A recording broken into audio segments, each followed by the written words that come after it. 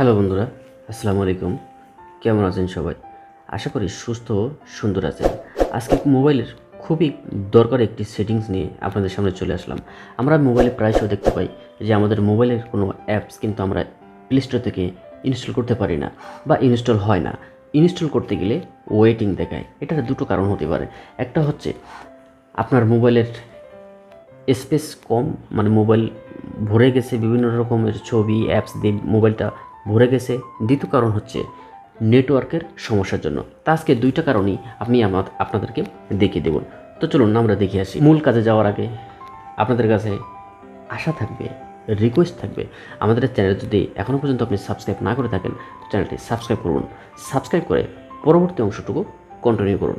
তো আমরা আমাদের মোবাইলের যে সেটিংস আছে সেই সেটিংসটা আমরা ক্লিক করলাম। ক্লিক করার পরে দেখতে হবে আমাদের এখানে অ্যাপস কোথায় আছে।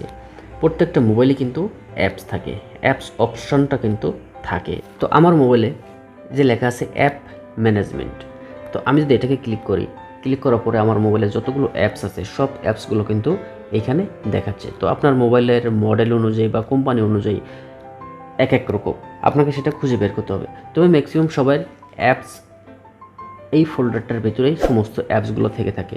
তো আমার এখানে বড় বড় যে অ্যাপসগুলো আছে, যেমন আমি যদি বিকাশটাকে ক্লিক করি, বিকাশটা ক্লিক করার পরে এরকম একটা ইন্টারফেস আসবে।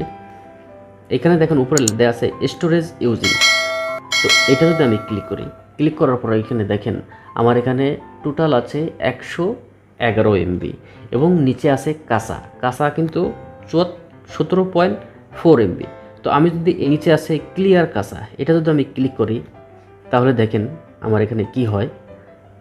আমি এটাকে ক্লিক করলাম, ক্লিক করার পরে দেখেন উপরে যে টোটাল যে 111 ছিল সেখান থেকে কিন্তু 94তে চলে আসছে, বাকিগুলো কিন্তু আমার চলে গেছে। এরকমভাবে আমাদের মোবাইলে বড় বড় যে ফাইলগুলো আছে, যেমন মনে করুন আমার ফেসবুক, আমরা ম্যাক্সিমাম সময় কিন্তু ফেসবুক ইউজ করি। তো ইউজ করার পরে দেখেন এখানে আমি হচ্ছে স্টোরেজ ইউজিং, এখানে যদি আমি ক্লিক করি তাহলে এখানে দেখেন 1.51 GB ইউজ টোটাল।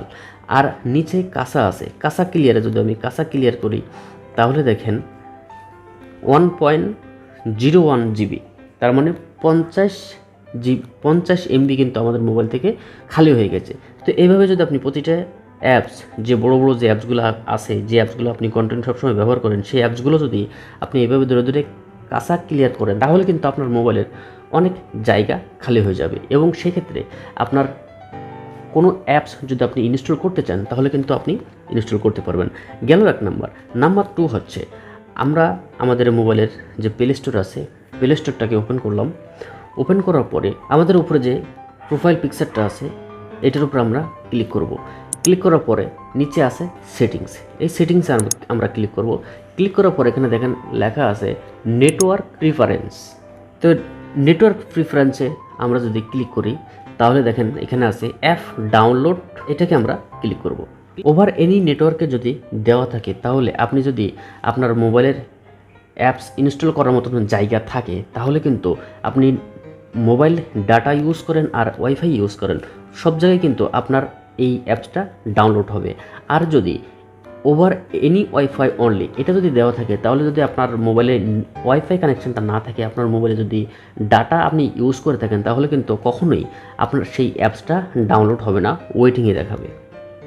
তো আমরা সবসময় চেষ্টা করব ওভার এনি নেটওয়ার্ক এটা দেওয়ার জন্য। তাহলে এটা কী হবে, যখন আপনার যে অ্যাপসটা দরকার তখন কিন্তু আপনি যে কোনো সময় যে কোনো জায়গা থেকে আপনি ইনস্টল করতে পারবেন।